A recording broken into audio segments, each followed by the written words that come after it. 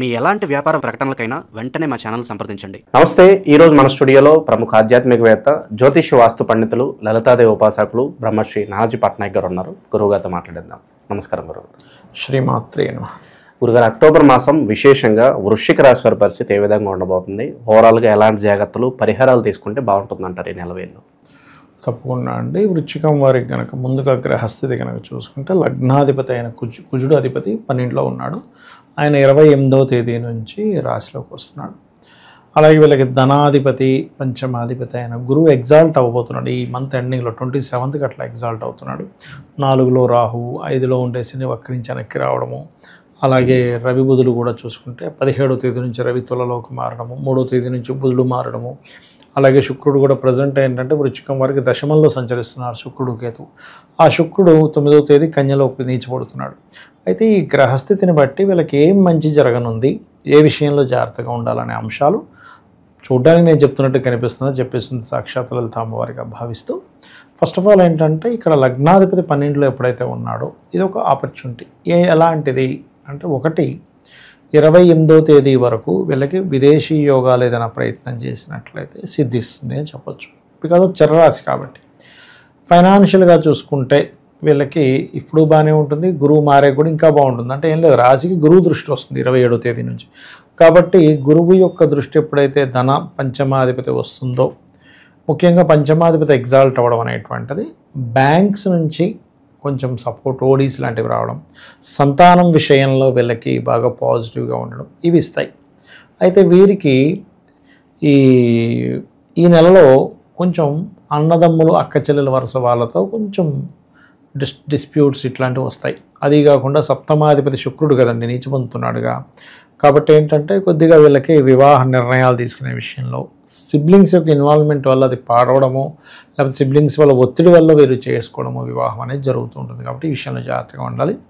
అలాగే వీళ్ళకి విదేశాల్లో ఉండే వారికి మాత్రం ప్రాబ్లం లేదు. ఎలాంటి విషయాల్లో వాళ్ళు అక్కడ సెటిల్ అవ్వడానికనో, అక్కడ ఏదైనా ప్రాపర్టీ కొనుక్కోవడానికి చాలా బాగుంటుంది విదేశాల్లో ఉండేవారికి.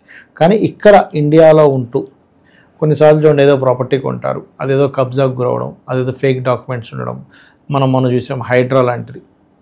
వాళ్ళు అమ్మేసిన తర్వాత హైడ్రా పరిధిలోకి వస్తుందంటే అప్పుడు ఏం చేయాలో అర్థం కాక ఇట్లాంటివి ఉన్నాయి. కాబట్టి నన్ను అడిగితే ఏం చెప్తానంటే, ఇండియాలో ప్రాపర్టీ కొనుగోలు చేసేవారు ఫస్ట్ ఆఫ్ ఆల్ అసలు వాళ్ళ పేరు మీద కొనొచ్చా, కొనకూడదా, ఏ డైరెక్షన్ కొనాలని నిర్ధారణ చేసుకొని, ఈ 4th హౌస్లో శని రాహువులు, అంటే రాహు ఉండి శని వక్రించి వస్తున్నాడు కాబట్టి స్వయం కృషితో కొనుక్కుంటారు, అందులో డౌట్ లేదు.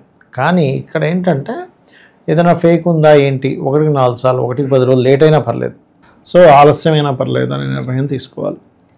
ఇక వీరికి భాగ్యంలో ఎగ్జాల్ట్ అవుతున్నటువంటి గురువు వల్ల ఈ అక్టోబర్ మాసం ఎండింగ్ నుంచి ఏవైతే హైయర్ ఎడ్యుకేషన్ రిలేటెడ్ వాటిల్లో బ్యాక్లాగ్స్ ఉంటాయో అవి విదేశాలకు వెళ్ళి చదువుదాం అనుకునేటువంటి వారికి చాలా అనుకూలంగా ఉంది చెప్పాలంటే. ఎందుకంటే విద్యాస్థానంలో రాహు ఉంటూ వక్రించిన శని కనెక్ట్ అవుతున్నాడు.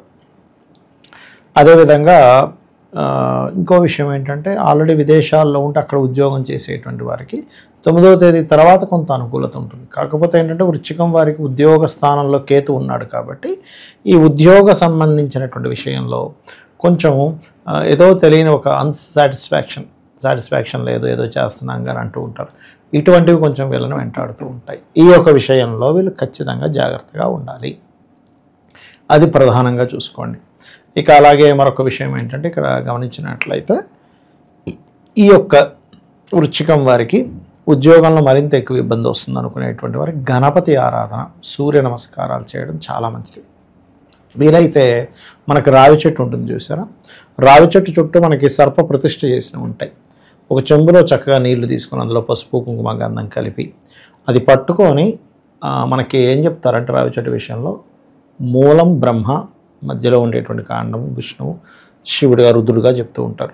కాబట్టి వాళ్ళు ఆ రూపంలో ఉన్నారని భావన చేసుకొని ప్రదక్షిణ చేసుకొని అక్కడ సర్పాలకి ఆ రావి చెట్టు మొదల్లో కనుక వాటర్ పోసినట్లయితే అది తిరిగేటప్పుడు కూడా ఎవరైనా ఉద్యోగ సంబంధించిన ఇబ్బందులు పడుతున్నటువంటి వారు ఓం మాణిక్య మకుటాకార జానుద్వయ విరాజితాయ నమః. లేదు ఇప్పుడే ఫస్ట్ టైం ఉద్యోగంలో జాయిన్ అవుతాను, ఇంతకుముందు ఎప్పుడు ఉద్యోగం చేయలేదు అనుకునే వారికి ఫస్ట్ టైం ఉద్యోగం రావాలనుకునేటువంటి వారు ఓం శ్రీమాతా శ్రీ మహారాజ్ఞి శ్రీమత్ సింహాసనేశ్వరి నమః చేసుకుంటే సరిపోతుంది వీరికి. సో ఆ రకంగా సంతానంకి అయితే చాలా బాగుంది. విదేశాల్లో ఏదైనా కొనుక్కోవడానికి చాలా బాగుంది. కాకపోతే కొంచెం ఈ సప్తమాధిపతి నీచ పొందుతున్నాడు కాబట్టి నన్ను అడిగితే కొంచెం వివాహ నిర్ణయాల విషయంలో మాత్రం చాలా జాగ్రత్తగా ఉండాలి. నన్ను అడిగితే ఈ మంత్ కొంచెం అవాయిడ్ చేయడం మంచిదని చెప్తాను నేనైతే. అది ప్రలోభాలకు గురయ్యే అవకాశాలు కనిపిస్తున్నాయి. ప్రలోభాలంటే ఇదేనండి, వివాహం విషయంలోనే ప్రలోభాలకు గురవుతారు. ఎందుకంటే సప్తమాధిపతి ఫస్ట్ కేతువుతో ఉంటున్నాడు దశమంలో, తర్వాత ఏకాదశంలో శుక్రుడు ఉండడం ముఖ్యంగా దోషం. మీకు ఏ గ్రహమైనా ఏకాదశంలో యోగిస్తుంది కానీ శుక్రుడు యోగించం. ఎందుకంటే సయాసౌఖ్యకారుడు తన స్థానం నుంచి వ్యయ స్థానంలోకి వెళ్ళిపోతున్నాడు. సో యోగించడు. 12లో యోగిస్తాడు ఎప్పుడు కూడా శుక్రుడు.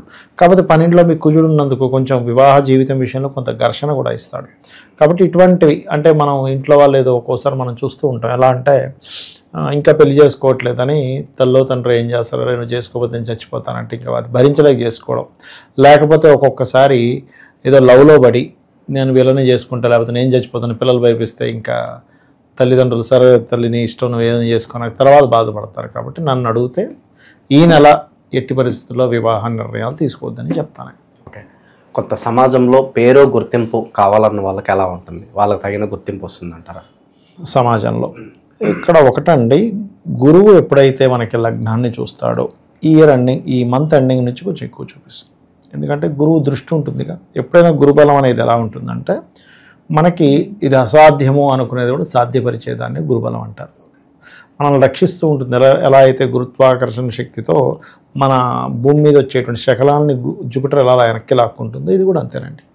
సో విశేషంగా ఎవరన్నా యోగాలు వరించబోతున్నాయి, ఇప్పుడు గజకేసరి యోగం అంటారు, ఇంకా వివిధ రకాల మనకి యోగాలు ఉంటాయి. వీళ్ళకి ఏదన్నా ఆఫ్టర్ లాంగ్ టర్మ్ ఏదన్నా యోగం ఏమన్నా వరించబోతుందా?